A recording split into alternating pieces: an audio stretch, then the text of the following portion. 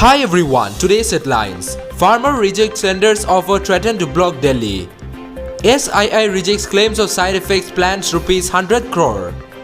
State reports 44 more cases. WSKH resolves to strengthen ties. ASU opposes ENSF demand for 45% reservation in NSSB. Chinese Defense Minister meets Nepal's top leaders. 30 dead and 24 injured in Afghan suicide bombing. Chinese activities along Indian border provocative measures US lawmaker. Chennai draw 0-0 with Kerala Blasters. Australia beat India by 51 runs, win ODI series.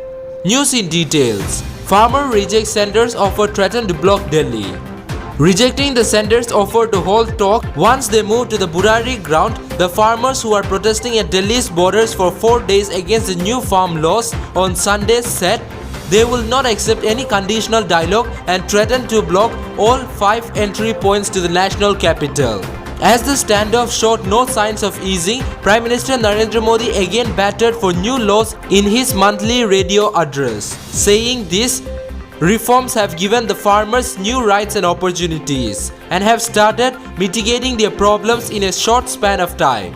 Home Ministry too assured the farmers' organization that a high-level team of Union Minister will talk to them once the protester move to designated site.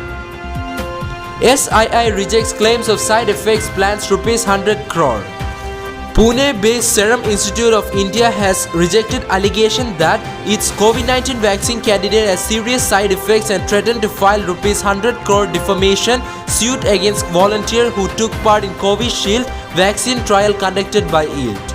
A 40-year-old Chennai-based man had alleged that he suffered serious side effects including a virtual neurological breakdown and impairment of cognitive functions and sought ₹5 crore compensation in a legal notice to Serum Institute and others, besides seeking a halt to the trial.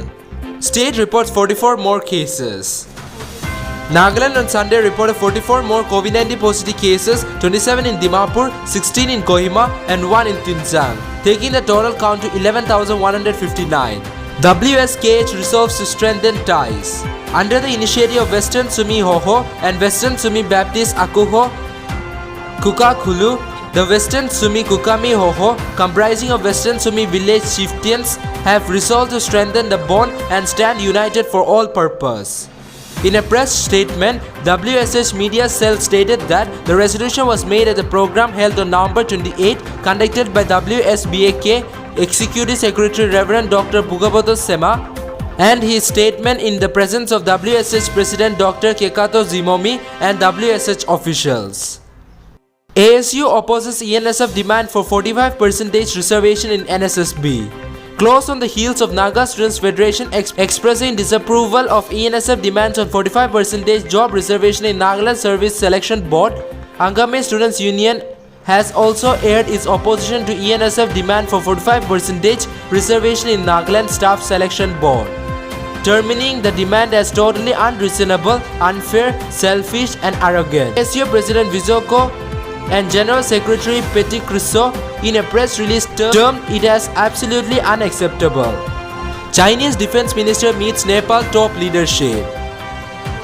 Chinese Defense Minister Chen Wei on Sunday met Prime Minister KP Sharma Oli and held talks with Nepal Army Chief Gen Purnachandra Thapa on various issues of bilateral interest, aimed at bolstering bilateral military cooperation and taking the existing friendly ties to new height.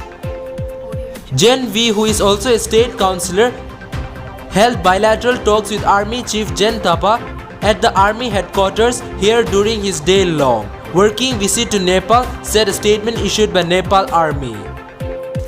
30 dead and 24 injured in Afghan suicide bombing.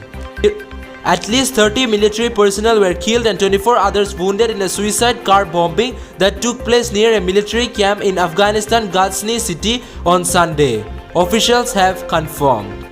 Confirming the casualties and injuries, Bas Muhammad Hamad, director of Ghazni Civil Hospital, told Xinyu news agency that the death toll might increase as some of the wounded are in serious conditions.